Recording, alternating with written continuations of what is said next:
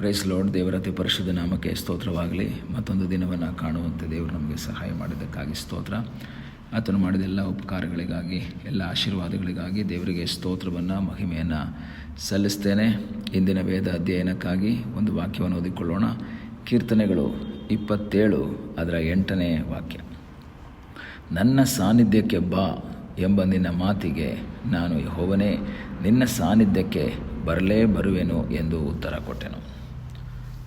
ಅರಸನಾದಂತಹ ದಾವೀದನು ಬರೆದಂತಹ ಒಂದು ಕೀರ್ತನೆ. ಗಂಡಾಂತರದಲ್ಲಿ ಇರುವಂತಹ ಭಕ್ತನು ತನ್ನ ನಂಬಿಕೆಯನ್ನು ಪ್ರಕಟಿಸುವುದು ಎಂಬುದಾಗಿ ಹೆಡ್ಡಿಂಗಲ್ಲಿ ಓದ್ತೀವಿ.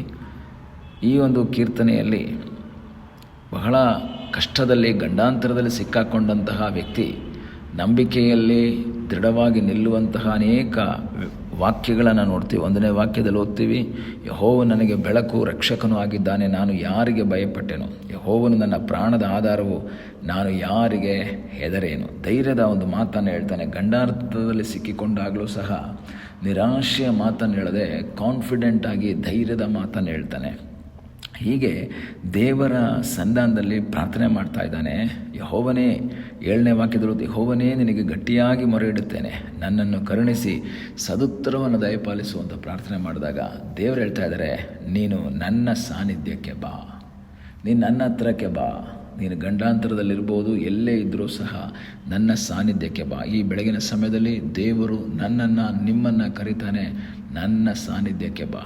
ನಿನ್ನ ಇಕ್ಕಟ್ಟು ಏನೇ ಆಗಿರ್ಬೋದು, ನಿನ್ನ ಸಮಸ್ಯೆ ಏನೇ ಆಗಿರ್ಬೋದು, ನಿನ್ನ ವೇದನೆಗಳೇನೇ ಆಗಿರ್ಬೋದು, ನಿನ್ನ ದುಃಖಗಳು, ರೋಗಗಳು ಏನೇ ಆಗಿರ್ಬೋದು, ಎಷ್ಟು ದೊಡ್ಡದಾಗಿದ್ರೂ ಸಹ ದೇವರಿವತ್ತು ಬೆಳಗ್ಗೆ ಕರೀತಾ ಇದ್ದಾನೆ, ನನ್ನ ಸಾನ್ನಿಧ್ಯಕ್ಕೆ ಬಾ.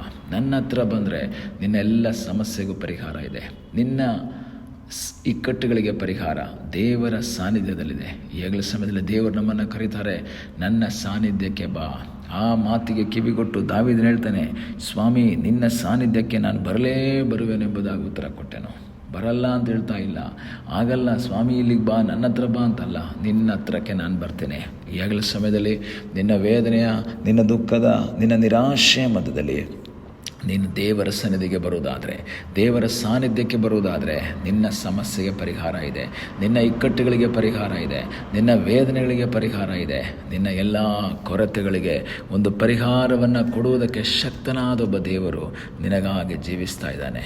ಈಗಲೇ ಸಮಯದಲ್ಲಿ ಕರ್ತನಿಗೆ ಹೇಳು, ದೇವರೇ ನಾನು ನಿನ್ನ ಹತ್ರ ಬರ್ತೇನೆ, ನಿನ್ನ ಸಾನ್ನಿಧ್ಯಕ್ಕೆ ನಾನು ಬರ್ತೇನೆ ಎಂಬುದಾಗಿ ದೇವರ ಸನ್ನಿಧಾನದಲ್ಲಿ ಪ್ರಾರ್ಥನೆ ಮಾಡುವುದಾದರೆ ನಿನಗಾಗಿ ಅದ್ಭುತವನ್ನು ಮಾಡುವ ಸರ್ವಶಕ್ತನಾದ ಒಬ್ಬ ದೇವರಿದ್ದಾನೆ. ಹಾಗಾದರೆ ಈ ದೇವರ ಸಾನ್ನಿಧ್ಯಕ್ಕೆ ಬಂದರೆ ಏನೇನೋ ಆಶೀರ್ವಾದಗಳಿವೆ. ನಾನು ಅಲ್ಲಿ ಕೀರ್ತನೆ 16ರಲ್ಲಿ ಓದುವಾಗ ದೇವರ ಸಾನ್ನಿಧ್ಯದಲ್ಲಿ 11ನೇ ವಾಕ್ಯ ಹೇಳುತ್ತೆ, ಪರಿಪೂರ್ಣ ಸಂತೋಷ ಇದೆ. ನೀನು ಸಂತೋಷ ಕಳ್ಕೊಂಡಿದೀಯಾ, ಸಂತೋಷ ಇಲ್ಲದೆ ನಿರಾಶೆಯಲ್ಲಿದೆಯಾ, ನೀನು ದೇವರ ಸಾನ್ನಿಧ್ಯಕ್ಕೆ ಬಂದರೆ ಅಲ್ಲಿ ನಿನಗೆ ಪರಿಪೂರ್ಣವಾದ ಸಂತೋಷ ಇದೆ. 16ನೇ ಕೀರ್ತನೆಯ 11ನೇ ವಾಕ್ಯದಲ್ಲಿ ನಾವು ಓದುವಂಥ ಸಮಯದಲ್ಲಿ 11ನೇ ವಾಕ್ಯ ಹೇಳ್ತದೆ, ನೀನು ನನಗೆ ಜೀವ ಮಾರ್ಗವನ್ನು ತಿಳಿಯಪಡಿಸುವಿ, ನಿನ್ನ ಸಮ್ಮುಖದಲ್ಲಿ ಪರಿಪೂರ್ಣ ಸಂತೋಷವಿದೆ. ದೇವರ ಸನ್ನಿಧಾನದಲ್ಲಿ ಸಂತೋಷ ಇದೆ. ಸಂತೋಷವಿಲ್ಲದೆ ವೇದನೆಯಲ್ಲಿ ಮುಳುಗಿರುವಂಥ ದೇವರ ಮಗುವೆ, ನೀನು ದೇವರ ಸನ್ನಿಧಿಯಲ್ಲಿ ಬಂದರೆ ನಿನಗೊಂದು ಸಂತೋಷ ಇದೆ, ನಿನ್ನ ಜೀವಿತದಲ್ಲಿ ಒಂದು ಆಶೀರ್ವಾದ ಇದೆ ಎಂಬುದಾಗಿ ವಾಕ್ಯ ಹೇಳ್ತದೆ. ಮಾತ್ರವಲ್ಲ, 36ನೇ ಕೀರ್ತನೆ 8ನೇ ವಾಕ್ಯದಲ್ಲಿ ನಾವು ನೋಡ್ತೇವೆ, ನಿನ್ನ ಮಂದಿರದ ಸಮೃದ್ಧಿಯಿಂದ ಅವರನ್ನು ಸಂತೃಪ್ತಿಗೊಳಿಸು. ಹಾಗಾದರೆ ದೇವರ ಸನ್ನಿಧಾನದಲ್ಲಿ ಏನಿದೆ? ಸಮೃದ್ಧಿ ಇದೆ. ಕೊರತೆಯಲ್ಲಿ ನೀನಿದೆಯಾ, ಇಕ್ಕಟ್ಟಲ್ಲಿದೆಯಾ, ವೇದನೆಯಲ್ಲಿದೆಯಾ, ಆರ್ಥಿಕ ಕೊರತೆಗಳು, ಶಾರೀರಿಕ ಕೊರತೆಗಳು, ಮಾನಸಿಕ ಕೊರತೆಗಳು, ಮನಸ್ಸಿನಲ್ಲಿ ಕೊರತೆ, ಶರೀರದಲ್ಲಿ ಕೊರತೆ, ಆರ್ಥಿಕದ ಕೊರತೆ ಇದೆಯಾ? ನೀನು ದೇವರ ಸನ್ನಿಧಿಗೆ ಬಂದರೆ ಸಮೃದ್ಧಿಯನ್ನು ಕೊಡುವಂತಹ ಸರ್ವಶಕ್ತನಾದ ಒಬ್ಬ ದೇವರಿದ್ದಾನೆ. ನಿನಗೆ ಸಹಾಯ ಮಾಡುವಂತಹ ಒಬ್ಬ ದೇವರು ನಿನಗಾಗಿ ಜೀವಿಸ್ತಾ ಇದ್ದಾನೆ. ಮಾತ್ರವಲ್ಲ, 31ನೇ ಕೀರ್ತನೆ 20ನೇ ವಾಕ್ಯದಲ್ಲಿ ನಾವು ಓದುವಂಥ ಸಮಯದಲ್ಲಿ 31:20 ಮನುಷ್ಯರ ಒಳಸಂಚುಗಳಿಂದ ಹಾನಿ ಉಂಟಾಗದಂತೆ ಅವರನ್ನು ನಿನ್ನ ಸಾನ್ನಿಧ್ಯದಲ್ಲಿಯೇ ಮರೆ ಮಾಡುತ್ತಿ. ಸುರಕ್ಷತೆ ನಿನಗೋಸ್ಕರ ಇದೆ. ದೇವರ ಸನ್ನಿಧಾನದಲ್ಲಿ ಬಂದರೆ ನಿನ್ನನ್ನು ಸುರಕ್ಷಿತವಾಗಿ ಕಾಪಾಡುವಂಥ ಒಬ್ಬ ದೇವರಿದ್ದಾನೆ. ನಿನ್ನನ್ನು ಕಾಪಾಡುವ, ನಿನಗೆ ಸಹಾಯ ಮಾಡುವ ಒಬ್ಬ ದೇವರು ನಿಮಗೋಸ್ಕರ ಇದ್ದಾನೆ. 21ನೇ ಕೀರ್ತನೆ 6ನೇ ವಾಕ್ಯದಲ್ಲಿ ನಾವು ನೋಡುತ್ತೇವೆ, ದೇವರ ಸನ್ನಿಧಿಯಲ್ಲಿ ಅತ್ಯಾನಂದ ಇದೆ. ಅತ್ಯಾನಂದ ನಿನ್ನ ಜೀವಿತದಲ್ಲಿದೆ. ಈ ದಿವಸಗಳಲ್ಲಿ ದೇವರು ನಿನ್ನನ್ನು ಕರೀತಾ ಇದ್ದಾನೆ.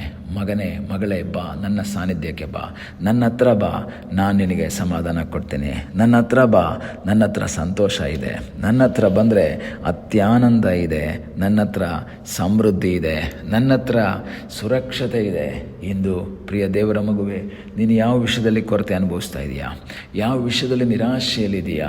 ಈ ಬೆಳಗ್ಗೆ ಕರ್ತನು ಕರೀತಾ ಇದ್ದಾನೆ, ಮಗನೇ ಮಗಳೇ ನನ್ನ ಬಳಿಗೆ ಬಾ, ನನ್ನ ಸಾನ್ನಿಧ್ಯಕ್ಕೆ ಬಾ ಎಂಬುದಾಗಿ ಕರೆಯುವಂತಹ ಕರೆಗೆ ಕಿವಿಗೊಟ್ಟು ಆತನ ಸಾನ್ನಿಧ್ಯಕ್ಕೆ ನೀನು ಬರುವುದಾದರೆ ನಿನ್ನ ಜೀವಿತದಲ್ಲಿ ಪರಿಪೂರ್ಣವಾದ ಸಂತೋಷ.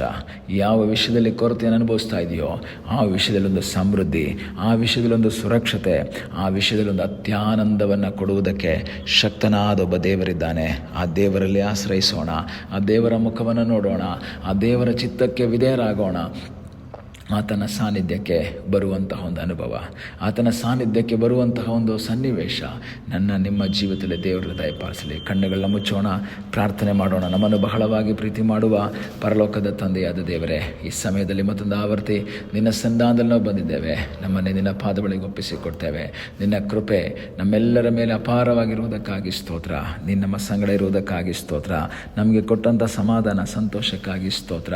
ಅಪ್ಪ, ನಮ್ಮಲ್ಲಿ ಕೊಟ್ಟಿರುವಂಥ ಪರಿಪೂರ್ಣವಾದ ಆನಂದಕ್ಕಾಗಿ ನಿನಗೆ ಸ್ತೋತ್ರ. ನಿನ್ನ ಸಾನ್ನಿಧ್ಯಕ್ಕೆ ಬಂದು ನಿನಗಾಗಿ ಜೀವಿಸುವ ಹಾಗೆ ನೀನು ನಮಗೆ ಕೃಪೆ ಮಾಡು. ಪ್ರಾರ್ಥನೆಯನ್ನು ಕೇಳಿದ್ದಕ್ಕಾಗಿ ನಿನಗೆ ಸ್ತೋತ್ರ.